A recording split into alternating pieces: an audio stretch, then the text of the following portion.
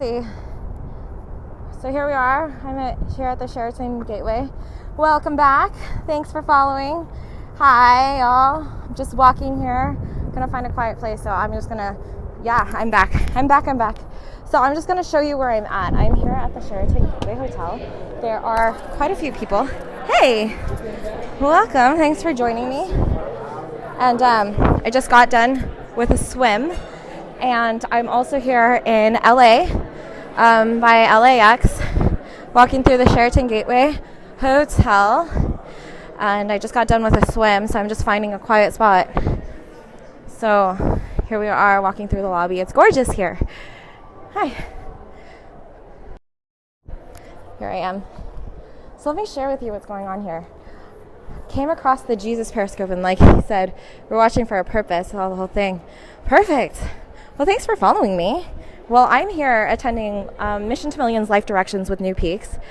That's perfect. You know, I actually haven't seen his scope yet. I just got out of a seminar. Yeah. Here, I want you to say hello to a friend of mine. This is Jacques. Yes, I am Filipino. This is Jacques. He is French-Canadian. Hey, everyone. Wait, this isn't his account. No. Oh, wait. Oops. I'm on the wrong Periscope, aren't I? I am on the wrong Periscope. They do random. Oh my gosh. Okay. Well, since I have you all here, I guess there's a purpose for this. So, sorry guys. My fellow family members, I am assuming that I'm on the family link, aren't I? Okay. Well, I am your fellow cast member, Roussel, and you can follow me at Roussel Platato on Periscope. I also do my own private feed. What's that guy's name? Jesus lookalike. His name is F Serpent. He goes by many names. Cast member. Yes. What do you call a Chinese man recording? Filming. Oh my, oh my. Let me see which Periscope I'm at. Because I run multiple Periscopes. One is with CEO Space San Diego. Look, family on Facebook. Yes, follow family.link. Okay, so since now I have my audience here, what's yours? Mine is Roussel Platato. Are they on the good side or the dark side? Well, it's whatever side you want to be on. Family is really all about finding truth. Truth for you, truth for the world. RUCELPLETADO. So I'm going to keep this short because that's kind of what the family is about. I'm attending this. Yeah, we speak English. Thanks. That's really judgmental. That's interesting. In your past lives. Okay, past lives. That's kind of. Okay, let's talk about that. How can you find yourself in past lives? Well, see, the thing about time is an illusion. And we're living in the past, the present, and the future. So a lot of people get caught up with what's happening before them and what's happening after them, like these past life regressions and things like that. So those past life regressions, all of that's happening now. Everything's about the now. Everything's about this present moment. So if you're focusing on the past and you're focusing on the future, you're not in the present. The thing that we have control over is what's happening right now. The thing about it is that we tend to remember. No. Well, it sounds like you're confused, so goodbye. That's really judgmental. Okay, so let me talk about what this is. So, life is intentional. You have choices that you can make. And you can choose who you get to surround yourself with and who you don't. And the thing about it is everything's vibration, everything's energy, and everything is choice. So, find out what vibration you want to what kind of energy you want to surround yourself with. So, for example, myself. I surround myself with world changers, difference makers, people who are here to make a difference on humanity for the good. And I'm all about remembering who we really are. And what does that mean right now? So, yes, I do have past lives. And I found out in June 2013. That's not what the scope is for. And I found out in June 2013, June 2014, that I was a reincarnation of Guan Yin. Guan Yin is the Bodhisattva of love, compassion, and mercy. And there's multiple reincarnations of her, so I'm not the only one.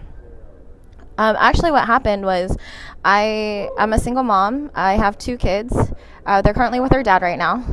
And I left their dad in August of 2013. It was a life change. San Diego was calling me. I was living in Youngstown, Ohio at the time. And long story short, I came from an abusive family. My parents yelled at me in front of my children, interestingly enough. They were 3 and 5 at the time. I was working a day job, and I was trying to I was building an agency. I was building an agency from scratch. I had an agency in Ohio, and I moved to California, so lost my clients and had to start over.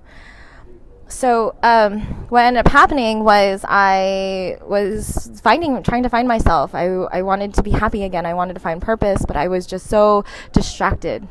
I know Aaron's talked about being distracted. You know, my mom needs this, my dad needs that. No one's getting along. Why am I getting along? I miss my ex. My children need a father, da da da da. All these stories, right? And the thing about it is that when we're focusing on others and not focusing on ourselves, we get lost.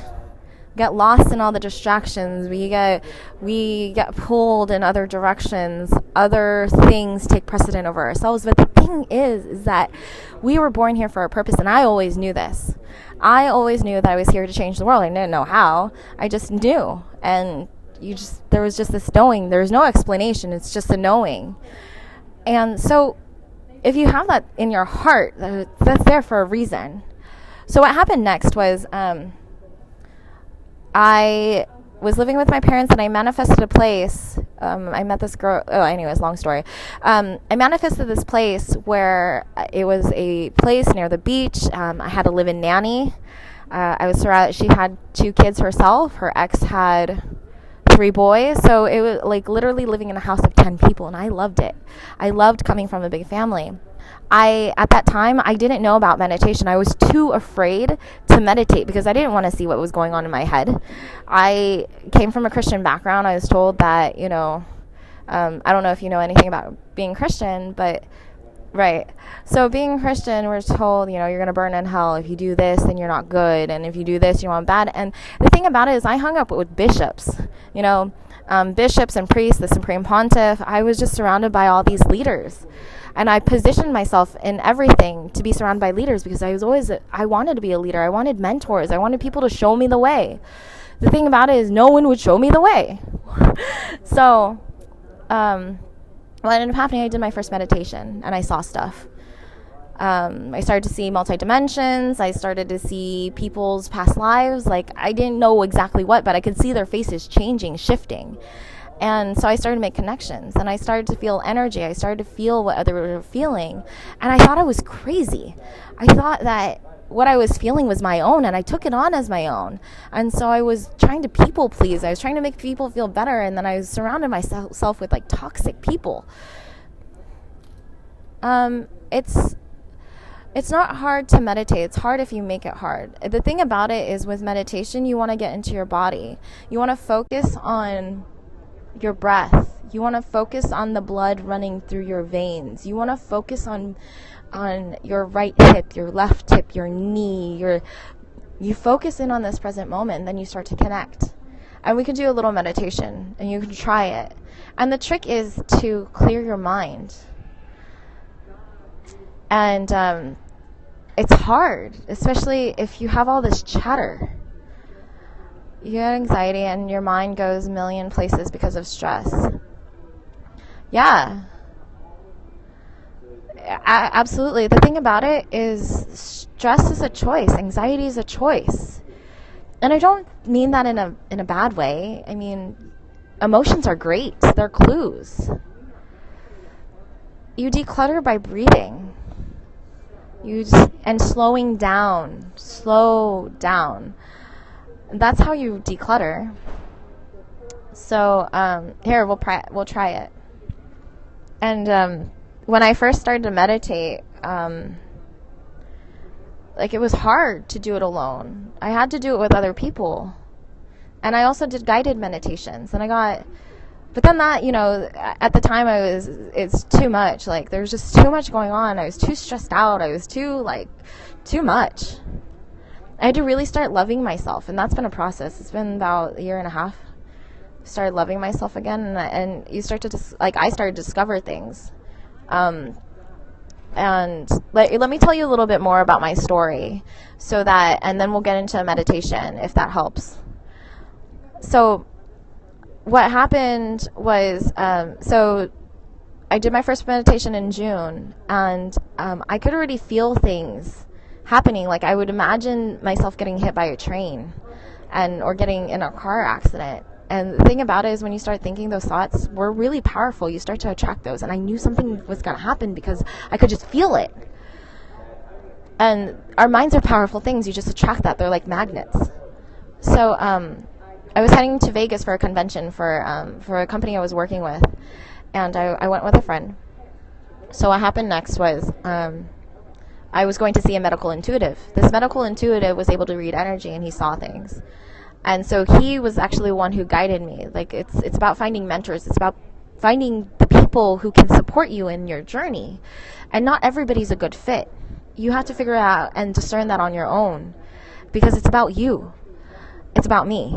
So in my journey, it's about me. But right now, it's really about you. It's about what you're going through, because you are here for a reason. You're here on purpose. So that's how I found out. And then I started to play. I mean, I was awake, then I was asleep, I was awake, then I was asleep. But the thing about it is, once I started to become aware, once I started to know things and piece things together, that's when the real magic happened. So I read a book called Secrets of the Millionaire Mind. I was a financial advisor. And I read that in August of 2014. A month later, actually, in September, I found a seminar called Peak Potentials. It's now New Peaks. And I won a course called Life Directions, Missions to Millions. And that's when everything just kind of came together. I found my mission and my vision for life in that moment. 2 weeks later, I attended another seminar. A week later, I found this company called CEO Space International, where I really got to start working on my dream. So it's one thing to have a dream, and then it's one thing to build it, another thing to build it. So I'm committed to seeing 7 billion children who've been robbed of their innocence experience freedom and empowerment. At that time, I did not know that. I know that now. I found that out like a month ago. When I came to CEO Space, I had this vision of creating a school for kids where we teach them creative leadership and entrepreneurship. And my mission is to coach and encourage people to take ownership and reclaim their dreams so that they can illuminate and bring joy to the world. And I do that by helping people accelerate the growth of their business. So I do a lot of strategic partnerships, a lot of connecting, a lot of event planning, marketing, exposure, public relations. I do a lot of that. That's a lot of what I do. I work with CEOs, investors, inventors, entrepreneurs. And the reason why I do that is because I've always been obsessed with leadership, and I found I have a background in political science and economics and finance, and I thought I was going to be president one day and an ambassador. So I worked with government and non-governmental entities. So the reason why I share this is because I was obsessed with leaders. I wanted to be a leader. I wanted to find leaders. I wanted people to show me the way, and I thought the government would do that. And I found out there's this bureaucracy thing that kind of is slow to change, and I didn't want to play that game. What I found that the best leaders are the most flexible, most adaptable. They are the most caring, giving, loving, wealthiest people on this planet. And they're making an impact right now. What they're doing is they are breaking the rules, bending the rules, doing whatever it takes to make a change, because they are not happy with what's happening right now. So that's who I surround myself with. I surround myself with those difference makers, those change doers. Like, they're just believers, dreamers, just regular, authentic people. And it's just amazing. So why do I share this? I share this because I had a realization today. I had a realization that, am I really living my life on purpose? Am I really doing whatever it takes to share my gift with the world? And I share this because I'm hoping that someone, any one of you, is going to find out that you have a purpose. You're on this scope for a reason. And I just heard that Alex did that. So him and I are going to talk. Of course, he's my brother. He's my soul brother. So him and I have known each other for many, many lifetimes. I also know Erin, who her and I have been warrior sisters together. And honestly, all it takes to remember your past lives is to look into somebody's eyes and connect. When you look into somebody's eyes and you're like, oh, wow, I feel like I've known you forever. It's because you have. And I'm a reflection of you, and you are a reflection of me. So when you connect with somebody, really connect and look them in the eyes and breathe. Get out of your head, get into your heart, and really connect with somebody. You'll find out stuff about yourself that you didn't realize before. So connect with people. It's kind of a beautiful thing. And yeah, you can say that, he's a bitch. Well, if she's a bitch, that's probably because there's something in you that you really don't like that person is representing. Or maybe it's triggering something that something in the past happened to you. Like I do a lot of connecting with childhood, right? So I see people as children. So when I say I'm going to help, I'm going to see 7 billion children, it's because everyone's a child. That light that you came into this world with, that soul that's inside of you, is a child soul. And it's not saying that you're childish, it's your childlike. And it's taking that childlike nature and using it with the wisdom that you have now. And so what I do a lot of is helping people remember, helping people to feel their body again. Because what are we talking about? We're talking about living your life on purpose. And people have been asking about past life regressions and remembering. How do we even know what a past life regression is? How do you know? Or how do you even find that out? You find that out by looking around you, being aware of the people that you're surrounding yourself with, being aware of your environment, being aware of yourself. So if connecting with yourself is difficult, if feeling and being honest with yourself and being authentic with yourself is difficult, look at the clues around you. Look at the environment that you're in. Look at the people. Specifically the people. I connect a lot with people. So if you find out that a lot of people don't like you, well, what is it about those, or that you don't like a lot of people? I think that's easier. If you don't like a lot of people, look at that person and make a list. Ask yourself, what is it about this person that I don't like? So, for example, I was taken advantage of when I was 15. My parents told me that they didn't have money, and that they couldn't afford anything. And I'm an overachiever. I wanted to do extracurriculars. I wanted to do a lot of things. And so in order to do that, I had to work. My parents didn't know I worked, but I worked. I was a martial arts instructor.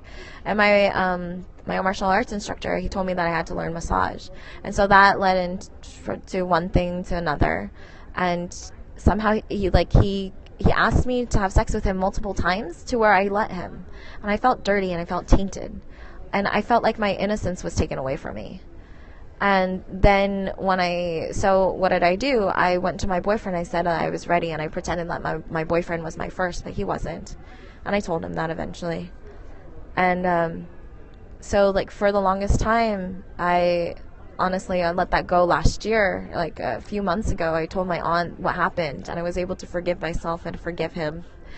But it was a big deal because it was something I was holding on to. My innocence was tainted. I felt dirty.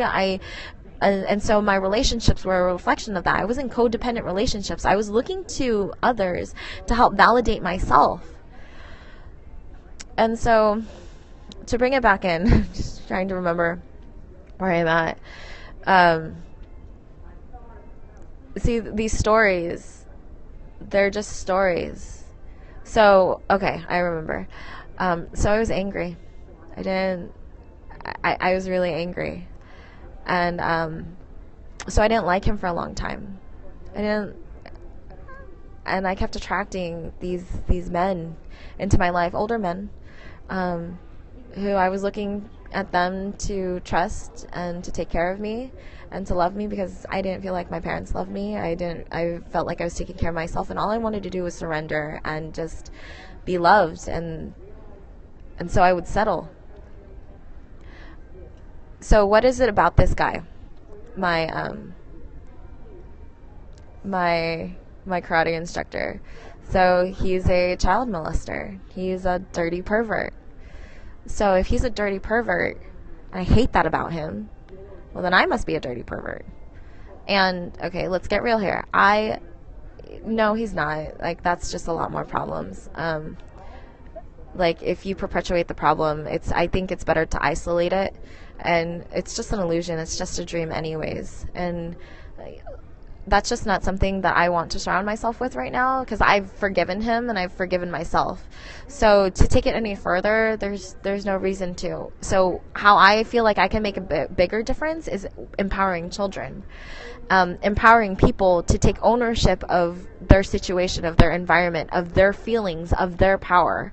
And so I've actually founded a organization called Little Entrepreneurs. It's a 12-week program where at the end of the 12 weeks, the children will be able to solve a world need with a product, a message, or a service that they can take to market. And the first 6 weeks is a lot of going inside, understanding themselves, understanding how they relate with others, and then as how they relate to the world, so that we can stimulate and cultivate that curiosity that within ourselves and give these children power. And the reason why that came is because of my personal experience. Like, I was told that I talk too much. I'm obviously that I ask too many questions, that I'm too curious, and that I'm too opinionated. And so I stifled that. I've been afraid of speaking up until like 3 weeks ago. I attended another seminar. This whole personal development thing, it actually works. And through personal development, I've been able to, as we call it, the family pop and open up. So I've been on this search, and I've been working, I've been doing the work. You do need one of those. And maybe that's why you're here. And at the family, we have so many tools. And the thing about it is, as we are going through our journey, there are steps that we need to take, and just take ownership of your imperfections. I used to judge myself all the time. I still do. You know, it's really hard not to judge, because that's what we're taught. Good, bad, great, evil, perfect, imperfect. There's all these labels. And so what I'm learning to do, and what I've learned to do, is to just honor myself in this moment, and to just be grateful for this moment, because that's all that we really have. All of the rest doesn't matter. And sure, there's responsibilities and things like that. So, I mean, gosh, this is an extended conversation, and we can totally continue to talk more and more about your purpose as the weeks and days go on. And I typically do the Wednesday night broadcast. So yeah, you can follow me on Wednesday on The Family, and I'm just here because we're having this conversation and I feel like it's important.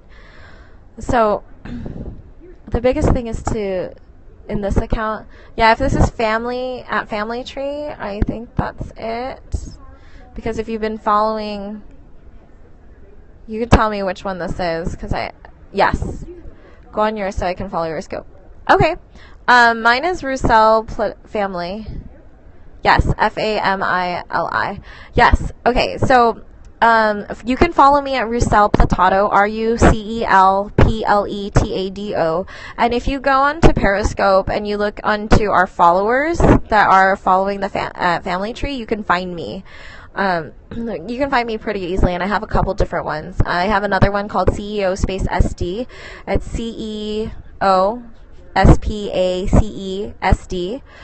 And that one's more about taking the practical. It honestly mixes the spiritual with the practical of building business and building your purpose. And I'm very much into the entrepreneurial mindset. So that's more business focused. Roussel Platado, I just talk about whatever I want, whenever I want. So my last scope on my personal feed was about sex. So that was an interesting scope. And so yeah, this is me. So let's get back to you though, and living life on purpose. So how I've been able to find my purpose was taking my pain, thank you. Okay, wonderful. Thank you. Adeline? I'm going to call you Addie. So thanks, Addie. So this is, you can't find me. It's Roussel Platato. You'll be able to find me, I promise. I'm the only one of me. You can find me on Facebook. It's RUCEL. I promise you I'm the first person that you'll find because I'm super connected. And I don't say this to brag, I promise. It's my authenticity. It's just who I am, and I'm very transparent. I'm a terrible liar. Sorry. And in fact, all of us are pretty much terrible liars. We tell the truth so bluntly and so abruptly that people think that we're lying. It's really hilarious. And so yes, I do want to get back to you. I went to that girl's Periscope and looked at who she's following. Oh, okay, cool. Great. That's wonderful. You're welcome. Okay, so Lips, you talked about that you wanted to know more about how you wanted to find yourself and you wanted to find your purpose. Well, you have to look at your life. And that's how I found my purpose. I found, you know what, the best question to ask is, what pisses you off? Like, what gets you so angry? Like, just infuriates you. You know? And like, deep in your core, what's an injustice that you couldn't stand? Like, you couldn't just be a bystander of. You would literally walk in and you know, drop a bitch or something. I don't know. Lazy people, pedophiles. Okay, great. So then think about, what is it about lazy people that piss you off? Why does that make you so angry?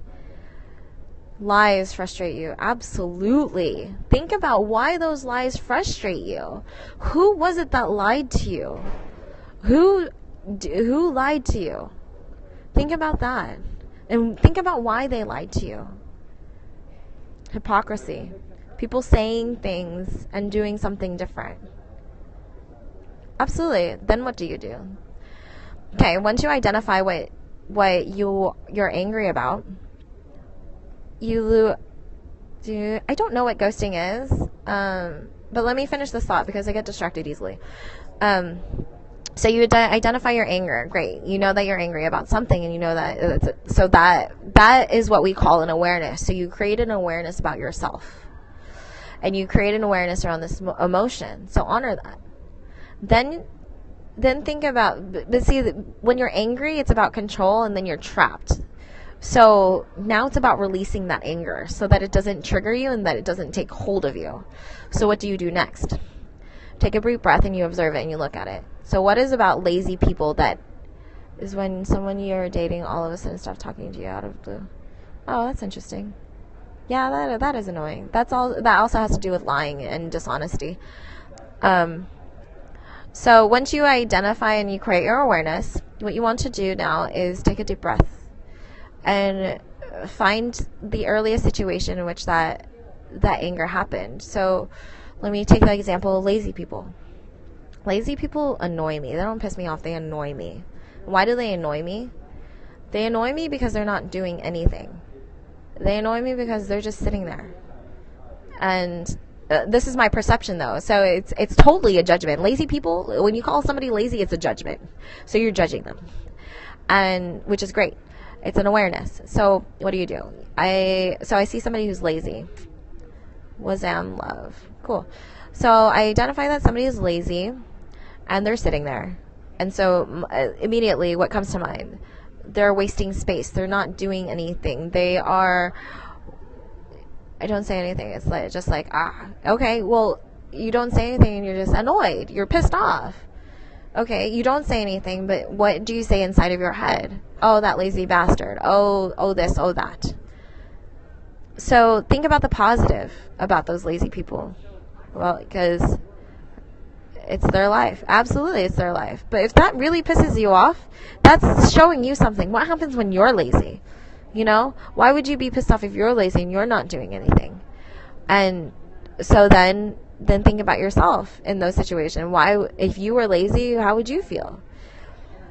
It's creating these awarenesses, and then you start to make connections. And you can, this is actually becoming a bigger thing than I actually thought it was going to be, because I don't think I've explained this. So, because I also haven't thought about lazy. Let me think. So I think about a lazy person. Okay, so for me, because I can only speak from my experience, lazy people piss me off because I believe that we have purpose. I believe that we're here to do something, anything.